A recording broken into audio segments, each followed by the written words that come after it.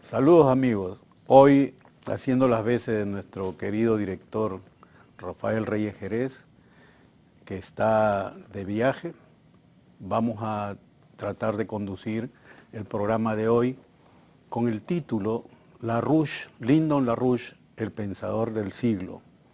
Estas palabras las pronunció uno de los expertos en estos momentos del mundo, en el área sobre todo de la economía, es el doctor Sergei Glassiev de Rusia, que estuvo muy relacionado con nuestro personaje que vamos a hablar hoy, con motivo de la celebración de sus 100 años de nacimiento.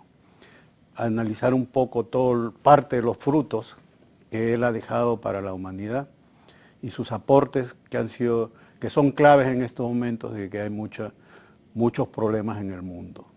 Sus gratas evaluaciones, sus tremendas evaluaciones en diferentes campos del área del arte, de la ciencia, del buen gobierno y en el área de la economía, lo ponen pues como un elemento que, como lo expresa el propio Sergei Glassiev o otros personajes, otras personalidades en el mundo, sobre lo que significa un poco el impacto de las ideas de Lyndon LaRouche y qué es lo que el mundo espera todavía con esta herencia para poder neutralizar y pasar el momento amargo que vive hoy en día, en que en medio de una turbulencia, de un sistema de crisis financiera global, en medio de una pandemia que ha pasado, en medio de una aceleración hacia un proceso de destrucción de diferentes áreas y conflictos, se necesita una alternativa programática, y qué mejor que escuchar,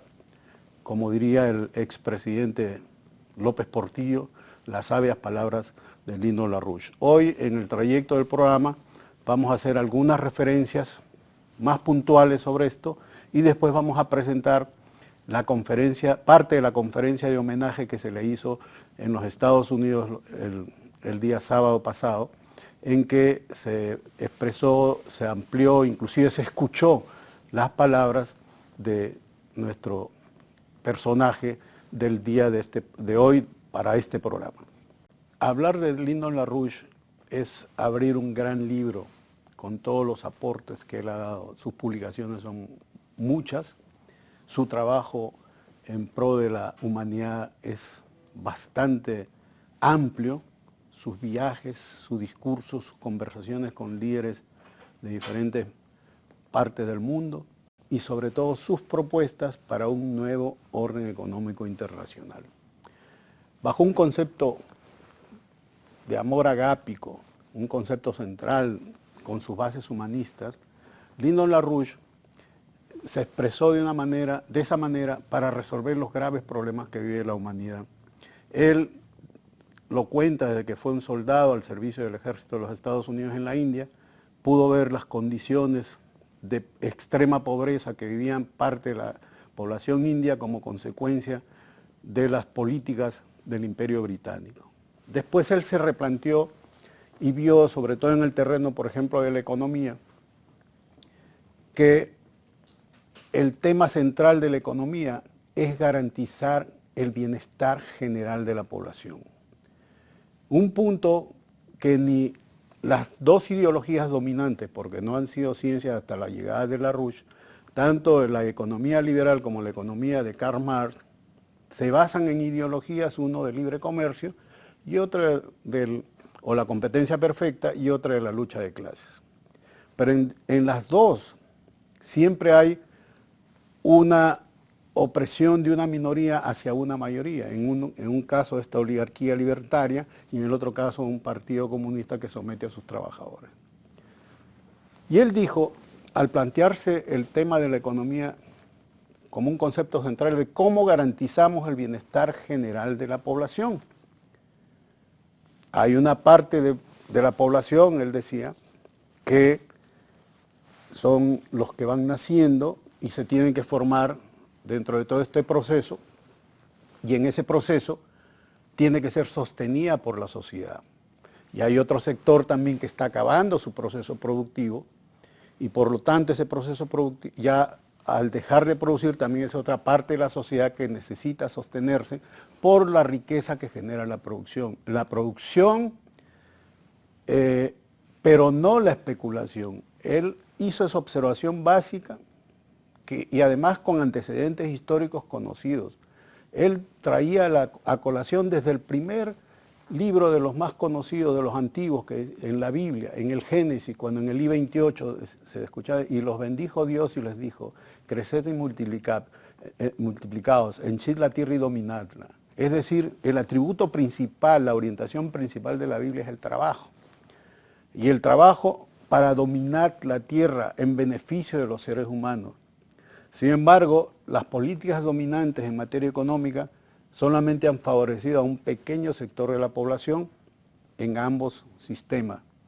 Entonces, la forma como plantea LaRouche que hay que desarrollar la economía se debe desarrollar en eso, lo que él define un concepto traído desde la época de Leibniz en su manuscrito de Sociedad y Trabajo, en que se refería exactamente que la capacidad creativa del individuo es la causa central para que una economía pueda desarrollar sus capacidades científicas, tecnológicas, y que eso sirva como una palanca de desarrollo para los pueblos. De hecho, ese es el concepto que él ha mantenido en su programa de economía, en sus materiales de economía básicos, en la que señala que la creatividad viene a ser como el motor de la economía, porque le va a dar siempre un sustento cada vez más eficiente en los descubrimientos científicos. Las leyes científicas que se van descubriendo se transforman en tecnología, y estas tecnologías surgen como una palanca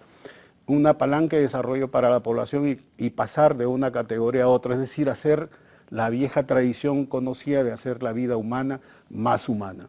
LaRouche en esto fue muy reiterativo, muy duro, y además hizo el concepto de economía física se basa precisamente en cómo a través de esa capacidad individual, que no la tienen los animales de otro tipo, inferiores, sino es el ser humano está dotado de una razón, esa razón creadora capaz de descubrir, capaz de identificar el arte, identificar la ciencia y contribuir a que el ser humano pueda lograr cada vez más avances, como lo pintan los 6.000 años de antigüedad conocida que tiene la humanidad.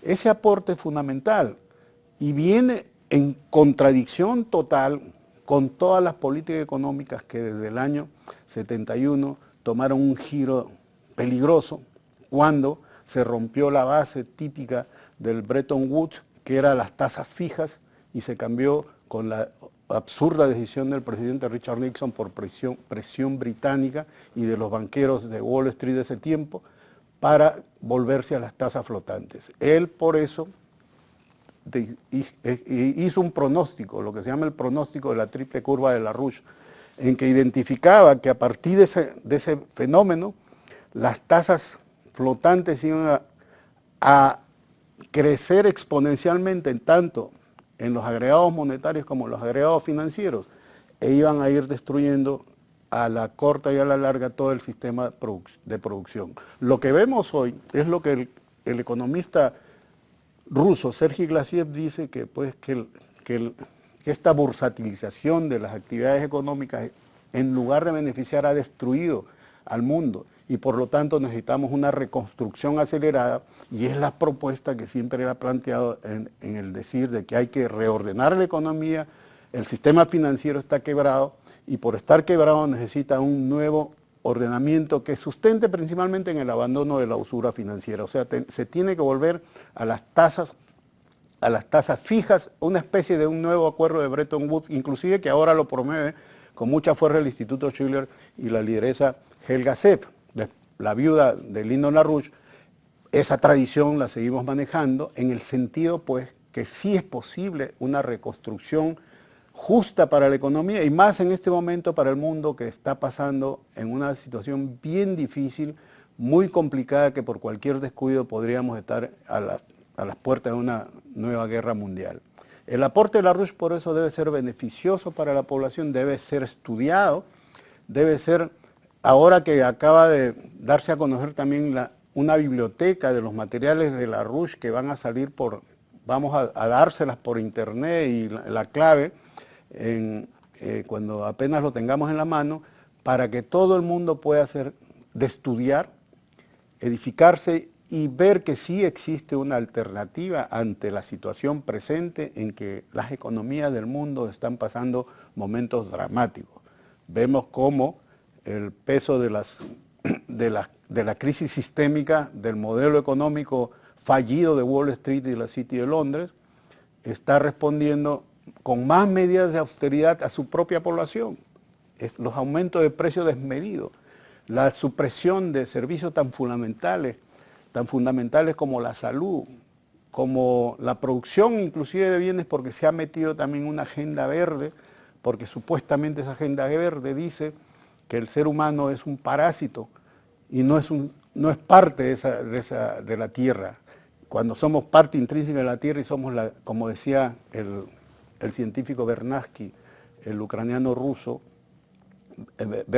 Vladimir Vernadsky, él sostenía que hay una parte en el mundo que es abiótica, otra inerte, y una que es la noes, o sea, una especie de las abióticas que tienen una capacidad de desarrollar como es el pensamiento y la capacidad de reflexión, que es la noes, que la define como la noes. Esa capacidad que coincide perfectamente con lo que LaRouche ha venido diciendo en el sentido de que la creatividad viene a ser el motor de la economía y hay que contribuir a través de un sistema educativo capaz de que desde niños la gente tenga esa capacidad de desarrollar y pues tengamos científicos, tengamos grandes artistas, tengamos una posibilidad de que el planeta Tierra con los seres humanos podamos salir fuera del planeta, pero cada vez dotados con mayor conocimiento y comprensión de lo que es el mundo. Yo creo que estos aportes se dan un momento bastante crítico en que hay una ceguera total casi en el principal liderato del mundo.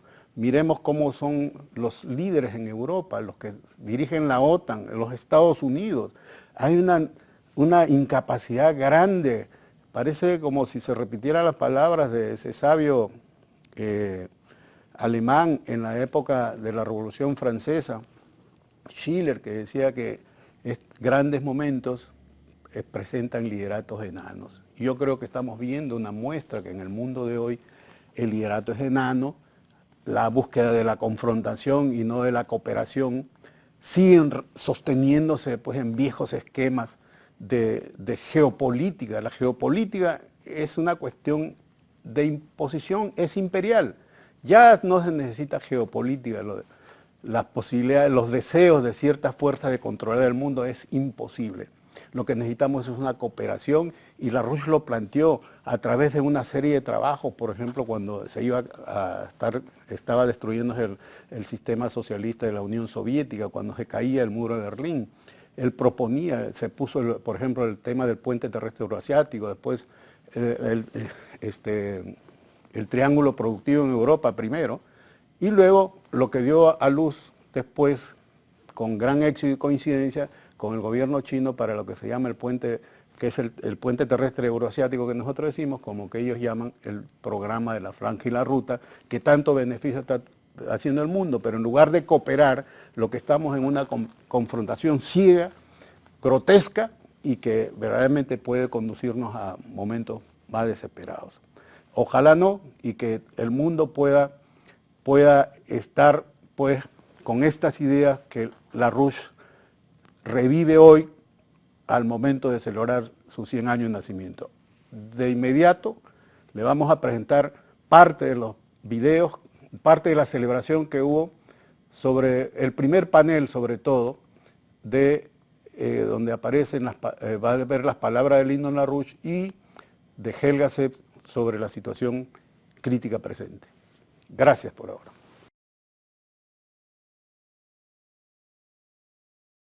Good morning and welcome. Buenos días y bienvenidos a todos a la conferencia del Instituto Schiller Internacional, Cómo inspirar a la humanidad para que sobreviva a la mayor crisis de la historia del mundo. Empezamos esta mañana con una selección musical de Johann Sebastian Bach, de su Magnificat, el primer movimiento, Anima Mea.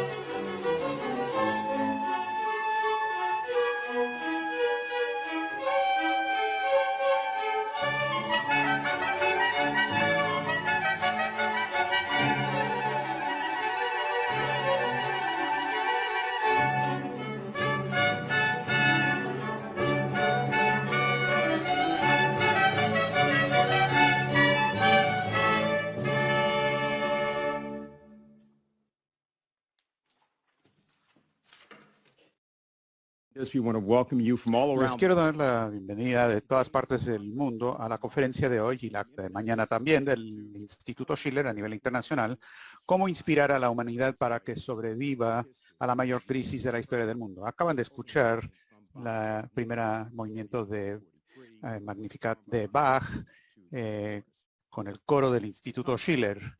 Esta conferencia se dedica al centenario del nacimiento del cofundador del Instituto Schiller, el economista y estadista Lino LaRouche. Van a escuchar mucho más sobre él en estos 2 días, pero él siempre solía hablar por cuenta propia sobre los asuntos del momento. No había mayor pasión que tuviera Lino LaRouche que su compromiso con la liberación de la gente en todas partes del mundo y el uso de la economía física como arma en la batalla por inspirar a la humanidad para ser mejor que su propio destino.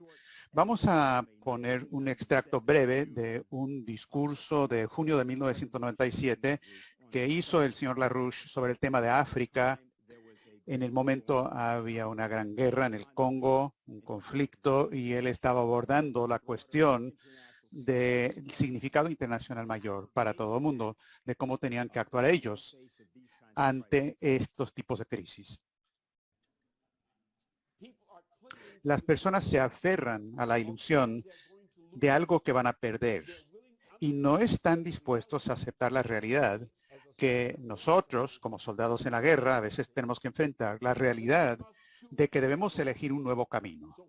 Entonces, ¿qué debemos hacer? Debemos usar el precioso poco tiempo que tenemos disponible para organizarnos en torno a las alternativas que tal vez aún no tengamos el apoyo político para instrumentar, pero que funcionarán. Y cuando obviamente no haya otra alternativa, las masas de personas se unirán en torno a estas cosas. Pero si no saben sobre estas ideas, si no nos organizamos en torno a estas ideas, entonces cuando llegue el momento de la crisis, simplemente se volverán locos, porque no tienen una concepción clara de una alternativa. Esa es la situación mundial hoy. Una civilización inmoral va a su destrucción, hacia una destrucción autoimpuesta. Es bueno que nos deshagamos de esta, porque tarde o temprano nos mataría de todos modos. La cuestión es si tenemos el valor de adoptar una alternativa y sabemos cuál es la alternativa.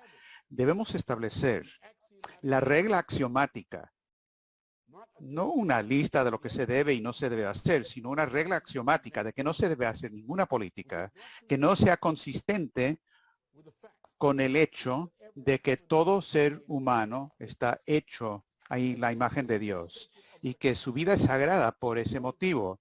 No solo su vida biológica, sino su derecho al desarrollo y tiene el derecho a participar en la sociedad sobre la base de ese principio. Que las relaciones entre los estados, las relaciones de los estados, las leyes aprobadas por los gobiernos deben someterse a esos principios. La única esperanza que tenemos es mirar este horror y convertir este horror de África, horrores que se representan de manera similar en otros lugares, y convertir eso en una lección rápidamente y decir, esto es lo que estamos viendo. Estamos viendo una gran civilización que se está destruyendo a sí misma porque ha negado el derecho de los seres humanos en África y en otros lugares, el derecho a ser tratados como personas creadas a imagen de Dios. Les ha negado el derecho de participar en su sociedad, el derecho a honrar a sus antepasados por lo que los antepasados les dieron, el derecho a dar a su posteridad lo que su posteridad tiene derecho a esperar de ellos. Y debemos restaurar la ley, ese principio de ley. Debemos intervenir en eso, introducir una nueva dimensión de pasión en eso. Esta gran crisis financiera, este sistema que se desploma, tenemos que intervenir en eso, introducir una nueva dimensión de pasión en eso y decir, necesitamos una nueva civilización, necesitamos el giro correcto en el camino, a medida que avanzamos del pasado roto al futuro esperanzador. Si se acaban de conectar, les damos la bienvenida a la conferencia de hoy del Instituto Schiller, cómo inspirar a la humanidad para que sobreviva a la mayor crisis de la historia del mundo. Acaban de escuchar al finado Lyndon LaRouche, economista y estadista, cofundador del Instituto Schiller, que hubiera celebrado su centenario de nacimiento el jueves pasado. Ahora es mi gran gusto y mi placer y honor presentar a la fundadora del Instituto Schiller y la que ha convocado esta conferencia, Helga Sepp-LaRouche. Buenos días, Helga. Hola, buenos días, donde quiera que estén en todo el planeta. Les doy la bienvenida. Quiero hablar hoy sobre el tema de que la historia universal no debe terminar en tragedia. ¿Quién quiere negar el hecho de que estamos ante el momento más peligroso de toda la historia? Déjeme decir esto con fuerza de entrada. Esta crisis sin precedente y multifacético es totalmente resultado de políticas erróneas y por lo tanto se puede corregir. Es decir, si es que existe la voluntad política. Y para movilizar a esa voluntad política es el tema de esta conferencia que conmemora el centenario de nacimiento de mi finado esposo, Lyndon LaRouche. Es el tema de esta conferencia. Estamos ante el peligro agudo de que la situación estratégica salga del control, conduciendo a una guerra termonuclear. La situación es más peligrosa que en lo más álgico de la crisis de los misiles cubanos. Y si eso ocurre, será aniquilar a la humanidad, el invierno nuclear, y no habría ni un historiador que sobreviva para estudiar las razones de por qué ocurrió, a pesar de que No hay duda de que ese peligro es muy real. Siguen habiendo políticos que hablan de que no se puede excluir ningún guión. El periódico Bild Zeitung hoy está jactándose del hecho de que la actual ofensiva ucraniana en Kharkiv ayuda masivamente por la OTAN, por vehículos blindados de Estados Unidos y Turquía, tanques de Polonia, inteligencia de la OTAN. Estados Unidos le dio 10.000 millones de dólares de armas a Ucrania. Y estos países y la OTAN ya no son partes de esta guerra. Entonces la pregunta es, ¿cuándo se cruza la línea roja? ¿Y cuándo tendremos una guerra total entre Rusia y la OTAN? Luego, además de eso, el sistema financiero del mundo transatlántico está irremediablemente en bancarrota. Va a pasar o por un estallido hiperinflacionario como Alemania Weimar en 1923, aunque esta vez será no solamente un país, sino la totalidad del llamado Occidente, o podemos experimentar muy pronto una reacción en cadena, un crack de reacción en cadena desatado por el aumento de las tasas de interés a través de los bancos centrales. El Banco Central Europeo acaba de aumentar la tasa de interés en 0.75%, el más grande de la historia. Jerome Powell, de la Reserva Federal, habla del llamado dolor de las altas tasas de interés de Paul Volcker, que a principios de los 80s, fines de los 70s, era de más de 20%. Si se impone eso ahora, en una situación ya de bancarrota de muchas compañías ya en bancarrota y sobreendeudados, con la fuga de capital de los mercados emergentes, esto podría hundirnos en una nueva era de tinieblas prolongada, en que cada país depende del sistema financiero del transatlántico. Y si esto ocurre, esto naturalmente aumenta el peligro de guerra de manera instantánea. Ya existe una hambruna mundial, ya pone en peligro a 1.700 millones de personas que están en peligro de inanición, según Naciones Unidas. Cada día mueren 25.000 personas del hambre, algo totalmente innecesario. Y claro, si hay un crack, esto conduciría a la muerte de centenares de millones, si no miles de millones de personas. La pandemia no ha sido derrotada. Hay nuevas enfermedades que penden por la misma razón de que explotó COVID-19, porque hay en un mundo totalmente subdesarrollado, partes enteras de continentes, existe la supresión de los sistemas inmunológicos de poblaciones enteras. En Europa, en Alemania en particular, vamos con las políticas actuales del gobierno actual, vamos a tener un desplome este invierno. Van a haber bancarrotas en generales, desempleo masivo, emergencias, apagones. Bancos como la Morgan Chase ya se están preparando para irse de Alemania, para ir a Londres si ocurren apagones. Ahora, oficialmente, tenemos una situación estratégica donde el orden basado en reglas de las democracias de Occidente supuestamente se oponen a las nefastas autocracias y dictaduras de Rusia y China. En realidad la situación es exactamente al revés, como en un espejo. Los países de Asia, encabezados por China, los BRICS, la Organización de Cooperación de Shanghái y mucho del sur global, ellos están construyendo un nuevo sistema económico cuyo objetivo es sobreponerse a la pobreza y tener verdadero desarrollo económico. Se está reactivando un renacimiento del espíritu de Bandung, del movimiento no alineado. Y lo que estos países están comprometidos a hacer esta vez es acabar con el colonialismo, pero de seguro el colonialismo que oficialmente no existe, pero ahora viene con nuevo ropaje. Y ahora sí van a instrumentar los 5 principios de la coexistencia pacífica. Ahora veamos, ¿cuál es el estado de los asuntos en el llamado Occidente? Ya no hay democracia. La posibilidad de que Occidente se mueva hacia un sistema de fascismo con cara democrática ya se planteó a mediados de los 70s. por parte de la Comisión Trilateral y los llamados think tanks, y lo hicieron abiertamente. Hablaban de que en caso de un desplome económico, esto requeriría imponer austeridad tan draconiana que uno tiene que eliminar los derechos constitucionales básicos. Samuel Huntington, que escribió la infame escrito Choque de las Civilizaciones, que es una libreta de cómo llevar adelante el conflicto norte-sur, y el libro horrible Soldado y el Estado, que es un argumento a favor de ejércitos mercenarios para defender al imperio. Él escribió para la Comisión Trilateral en 1975 La crisis de la democracia, que fue la idea de que el cero crecimiento hace necesario limitar la democracia, que si los gobiernos son demasiado democráticos, y solamente entonces una crisis cataclísmica sería adecuada para imponer en la gente los sacrificios que pueden ser necesarios.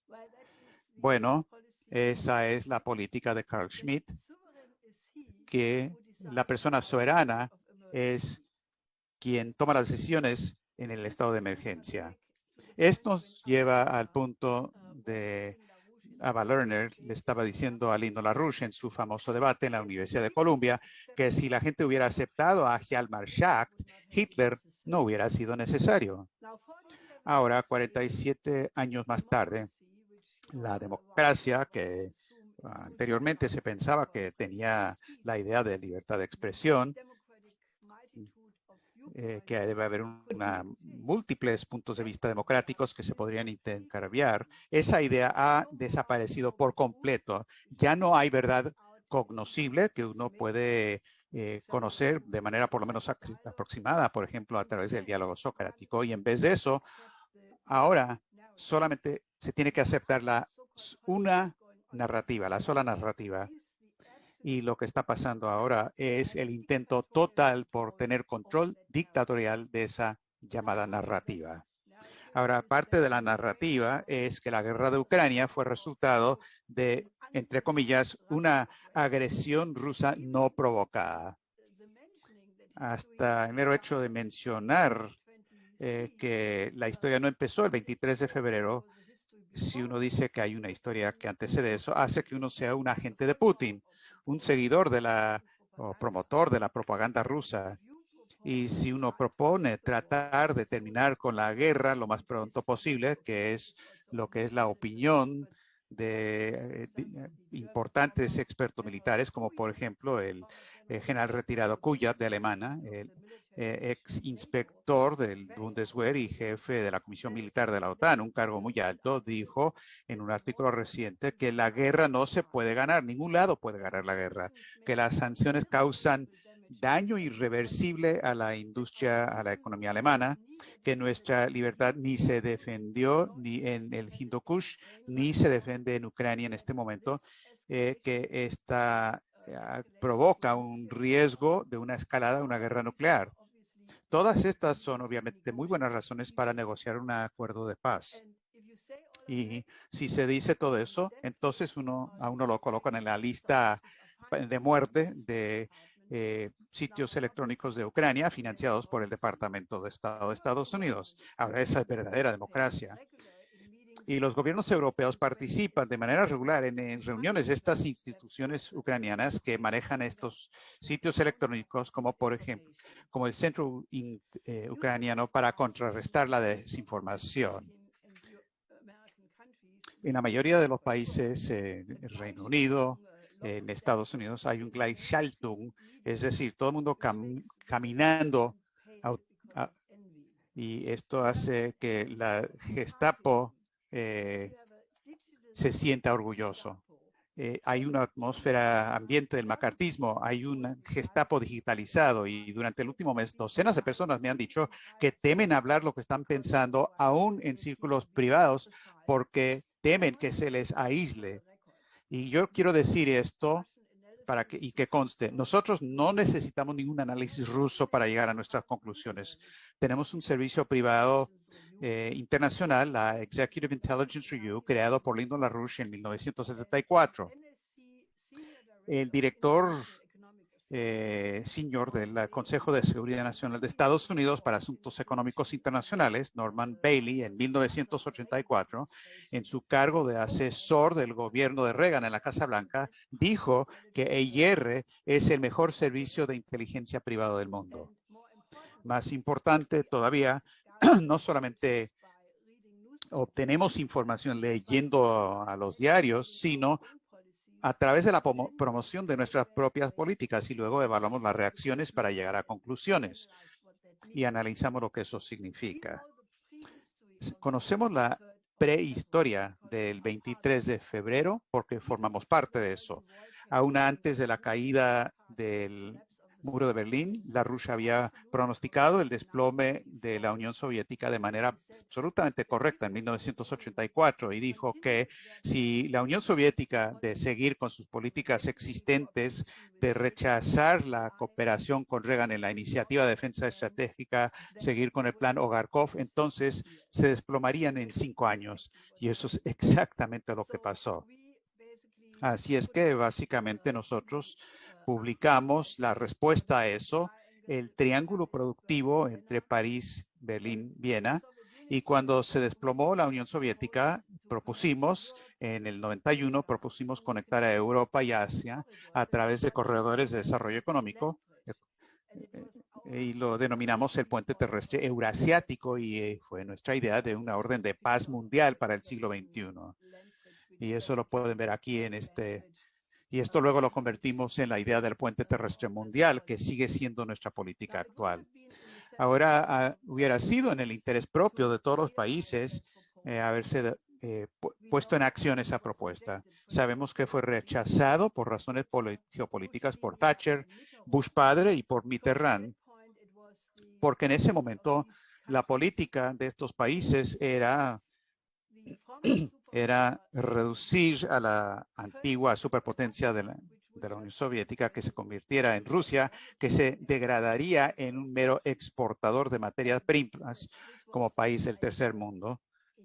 Esta fue la idea en el 91, eliminar un competidor potencial en el mercado mundial, porque se consideraba que Rusia tendría más científicos educados y más materias primas, y si se permitía el desarrollo económico, entonces ellos terminarían siendo más fuertes que Estados Unidos en ese momento. Pero a pesar de que esta política fue rechazada, en ese momento nosotros seguimos organizando por el puente terrestre eurasiático en 5 continentes. Hicimos centenares de conferencias y seminarios, y desde ese punto de vista, observadores experimentamos y se observó por primera vez cómo la oportunidad histórica de 1989 se perdió, y publicamos un libro sobre eso, y cómo las promesas de no expandir la OTAN hacia el este no se cumplieron. Observamos en primera mano, organizando a favor del triángulo productivo y el puente eurasiático en los años de Yeltsin, cómo la terapia de shock redujo el potencial industrial entre el 91 y el 94 a simplemente 30% de lo que había sido. Y la intención de arruinar a Rusia ya estaba ahí, y Yeltsin fue el instrumento que estaba dispuesto a hacer estas políticas. Cuando llegó al poder Putin, las políticas de las revoluciones de color se instrumentaron, la revolución de naranja en Ucrania, en Georgia, la rosa, la blanca, que trataron de hacer en Rusia, la amarilla, que se trató de realizar en Hong Kong en contra de China. En el 99, Blair instigó la política del derecho a proteger, la idea de reemplazar la paz de Westfalia y la Carta de las Naciones Unidas con la idea de un orden basado en reglas para establecer las bases para guerras de intervención en el sudoeste asiático y en Libia. No estamos repitiendo propaganda rusa, estamos tratando de darle a la historia una mejor dirección, y vimos quién respaldó esta idea y quién se opuso. Y más importante todavía, no somos gente que cree en la tierra plana. Tenemos una manera diferente de pensar que se relaciona al universo físico real de las ideas, no de opiniones basadas en la mera percepción sensorial. Y por eso no pueden impulsar, empujar con empujoncitos, como dice Stonstein, para creer lo que es la narrativa permitida. Yo dije al principio que estamos ante la peor crisis de la historia como resultado de políticas erróneas y por lo tanto se pueden corregir. Ahora bien, Lyndon LaRouche pronosticó en 1971, y esto es probablemente el pronóstico más importante de toda la historia, que Nixon, al introducir tasas de cambio flotantes rompió la conexión entre el dólar y el patrón reserva oro, si la gente seguía con estas políticas monetaristas, conduciría a una nueva depresión, al fascismo y una nueva guerra mundial. O tendríamos que tener un nuevo sistema económico por completo. Ahora, esto fue hace 51 años y LaRouche hizo en ese periodo 9 pronósticos principales y muchos otros, y en cada momento que era una encrucijada.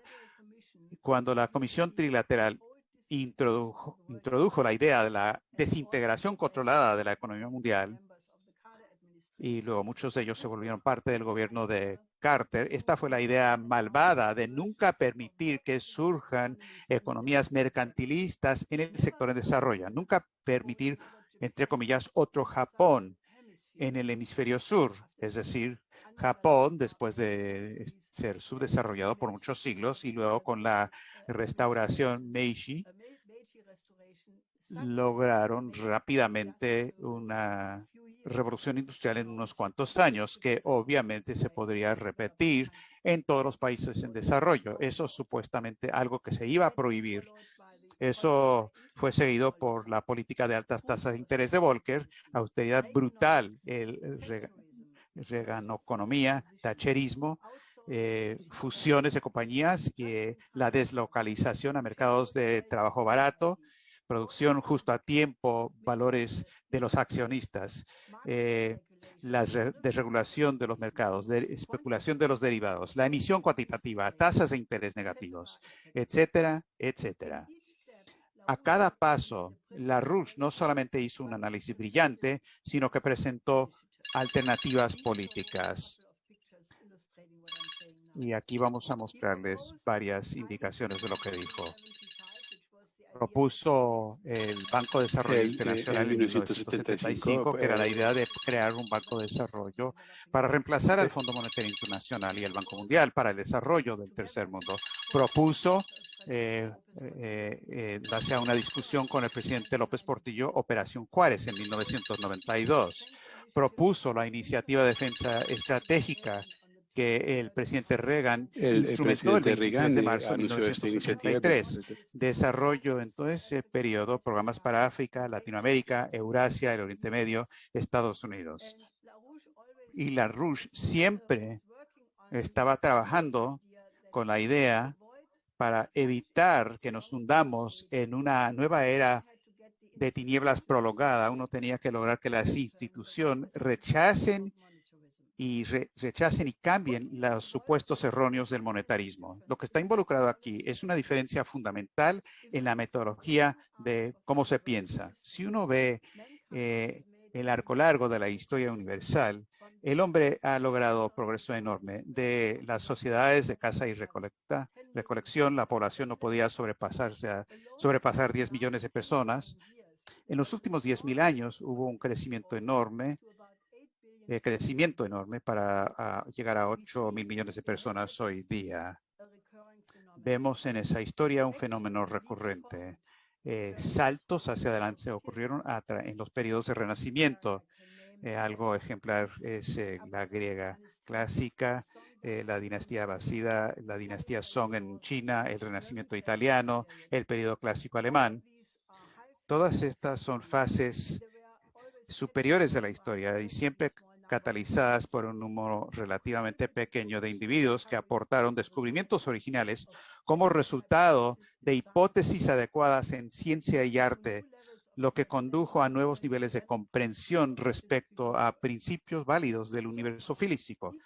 Hasta ahora, todos estos avances fueron interrumpidos de manera subsiguiente por los enemigos del progreso, que pudieron inducir a la sociedad de los principales dirigentes a la mayoría crédula de la población para que adopten puntos de vista que hacen caso omiso del reino de las ideas que se acaban de destruir y reemplazarlos con ideologías apropiadas los intereses de los enemigos.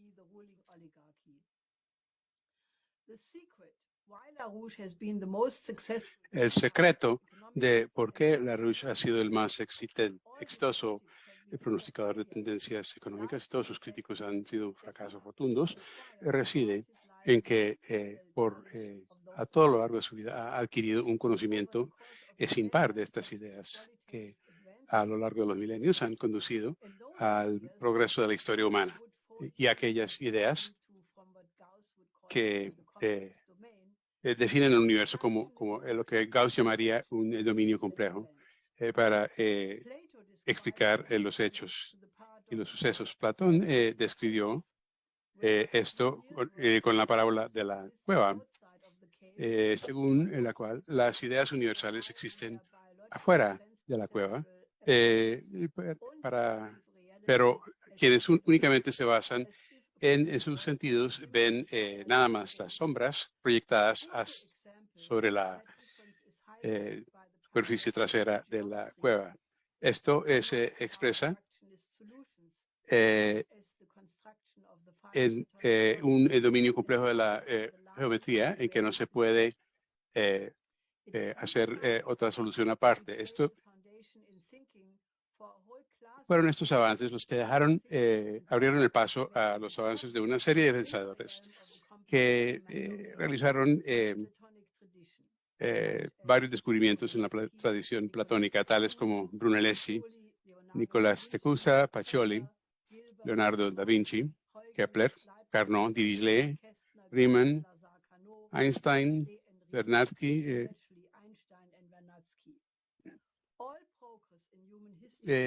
La totalidad del progreso humano proviene de esta tradición, como lo ha demostrado LaRouche en muchos tratados. Por otra parte, las ideologías de la tradición reduccionista no han hecho absolutamente nada por contribuir, en cambio sí oscurecer la percepción del conocimiento real, como por ejemplo las tradiciones aristotélicas de Descartes, Newton, ¿recuerdan ustedes?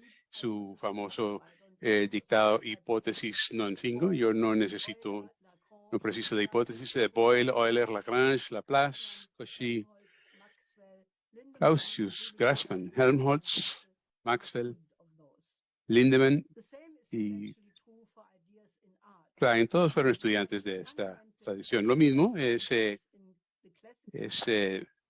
cierto en las ideas, tanto en el arte, una diferencia axiomática fundamental entre el arte clásica, que apunta a elevar la capacidad creativa del público, y aquellas otras formas de arte que se regodean en la banalidad, bestializan los sentidos, que es el método preferido de la oligarquía para controlar la población.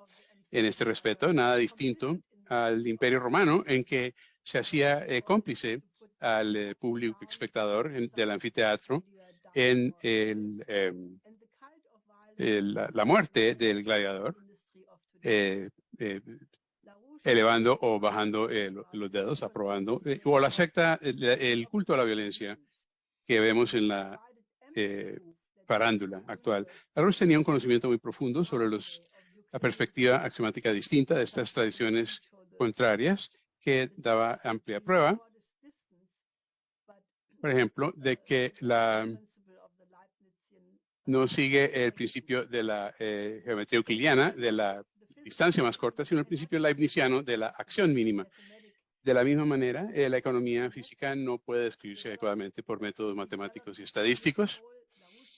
Y así LaRouche desarrolló todo su método científico como polémica explícita contra la teoría de información y el análisis del sistema de Norbert Wiener, John Neumann, o los algoritmos que es decir lo mismo, sino únicamente por los métodos de la relatividad general del espacio-tiempo riemanniano. Solamente este tipo de pensamiento en términos del dominio complejo, mediante el que se conceptualiza el impacto de una serie infinita de descubrimientos de principios cualitativos nuevos del universo físico, cada uno de los cuales define una nueva plataforma económica en que los principios recién descubiertos redefinen la productividad relativa de cada aspecto de la economía en su totalidad. A partir de este enfoque metodológico, LaRouche arribó a un concepto único de densidad relativa potencial de población y el concepto relativo de densidad de flujo energético en el proceso productivo, tanto en su continuo aumento por kilómetro cuadrado y per cápita, por el carácter finito de los recursos en cada nivel. En cada nivel, el costo del desarrollo de los recursos tiende a aumentar mientras que disminuye la productividad de la fuerza, del poder del trabajo. Con el estancamiento del nivel tecnológico, los esfuerzos y costos para mantener el mismo número de población y de la densidad relativa potencial de población disminuye. Pero en conclusión, como concluye LaRouche, esto es exactamente lo contrario de lo que concluyó el maligno, el Club de Roma, en su folleto propagandístico Límites al Crecimiento, en el sentido de que de ahora en adelante se necesita crecimiento cero o incluso negativo, contra lo cual LaRouche escribió un libro que se llamaba No hay límites al crecimiento, uno de los libros más importantes que escribió, en el cual se demuestra que el progreso científico y tecnológico continuos son necesarios y que los niveles crecientes de antientropía a los que se llega por la aplicación de la creatividad humana corresponden a las leyes del universo físico y son, por consiguiente, una condición sine qua non para la sobrevivencia de la humanidad a largo plazo. El potencial de población, potencial relativo de población en la sociedad primitiva era más o menos de 0,06 a 0,10 personas por kilómetro cuadrado y el potencial total del planeta no pasaba de 10 millones. Hoy por hoy, con 8.000 millones de personas y esto ha aumentado por más de 2 órdenes de magnitud y el uso de la tecnología de fusión está al alcance, más tecnologías que podrían permitir doblar y aún más aumentar la población humana con un nivel de vida creciente para cada ser humano, comparable a la familia normal de Suiza, por ejemplo. La energía solar y eólica del viento tiene una densidad de flujo energético muy baja en relación con los combustibles fósiles. Estas fuentes miden de 0,2 kilovatios por milla cuadrada, pero aumenta, o sea, 70.000 kilovatios por kilómetro cuadrado, pero tiene el potencial de aumentar 10 veces por 10 a la 15ª potencia con la fusión nuclear. Esta realidad de abandonar la energía nuclear significa no solamente que Alemania está terminado, ya no es un estado industrial, y ese es precisamente el propósito de los verdes, que quiere decir que la reducción de la densidad relativa potencial del mundo, siendo esta la cuarta economía por capacidad productiva en el mundo, llevaría a hambrunas, epidemias y desequilibrio social. Eso es lo que se propone en la oligarquía malthusiana. LaRouche conocía a los principales representantes de ambas perspectivas y le explicó claramente a todos por qué la eliminación de la creatividad y el potencial para el genio, la genialidad, era tan esencial para la clase oligárquica y por qué Malthus era apenas un escribidor de esta ideología. Como queda claro, el denominador común entre la perspectiva de la Compañía Británica de Indias Orientales y la desintegración controlada de la economía mundial, según la Comisión Trilateral y la gran transformación de la que hablaba Hans Joachim Stellenhuber y el Great Reset o nuevo replanteamiento del Foro Económico son la misma ideología reduccionista, empirista, malthusiana. Cuando China cayó en cuenta de este error, cambiaron su política de un solo niño, un solo descendiente, porque se daban cuenta, cayeron en cuenta de que cada niño adicional contribuiría al potencial de nuevos descubrimientos creativos y recalcaron la necesidad de una innovación continua en su economía, y de esta forma se produjo el milagro económico chino, en el que no se sufren ciclos económicos porque el aumento continuo de la productividad elimina las razones para ello. El auge de China, pues, es resultado de una política económica correcta que hace eco de la teoría de LaRouche, y los Estados Unidos y Europa se están desplomando porque prefirieron a Malthus en vez de LaRouche. Así que este es un daño que ellos mismos, un autogol que se hicieron. Los países del BRIC, la Organización de Cooperación de Shanghái, en su cumbre del 15 y 16 de septiembre, dentro de unos días, en la ciudad de Samarcand, de la antigua ruta de la seda, en Uzbekistán.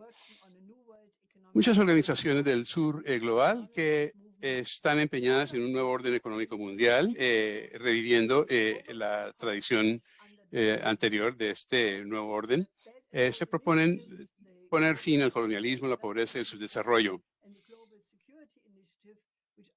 mediante las iniciativas de una nueva arquitectura de seguridad y que, como propone China, son todas medidas para vencer este estancamiento y ofrecer un mejor futuro a toda la humanidad. Estados Unidos y Europa, en vez de tratar de frenar estos avances, deberían reconsiderar los motivos por qué están en el lío en que se han metido, y deberíamos unirnos a estos países en un nuevo paradigma de relaciones internacionales basado en los 5 principios de la coexistencia pacífica de la Carta de las Naciones Unidas. No solamente vamos a pasar por un otoño muy caliente y un invierno muy frío, sino que muy posiblemente el colapso del sistema en su totalidad. Por esto el Instituto Schiller ha puesto sobre la mesa la necesidad de un nuevo paradigma, una nueva arquitectura de seguridad y desarrollo. Así pues, decimos, junto con Friedrich Schiller, que el hombre es más grande que su destino, siempre y cuando, sin embargo, seguimos el consejo de López Portillo y escuchamos las sabias palabras de Lyndon LaRouche.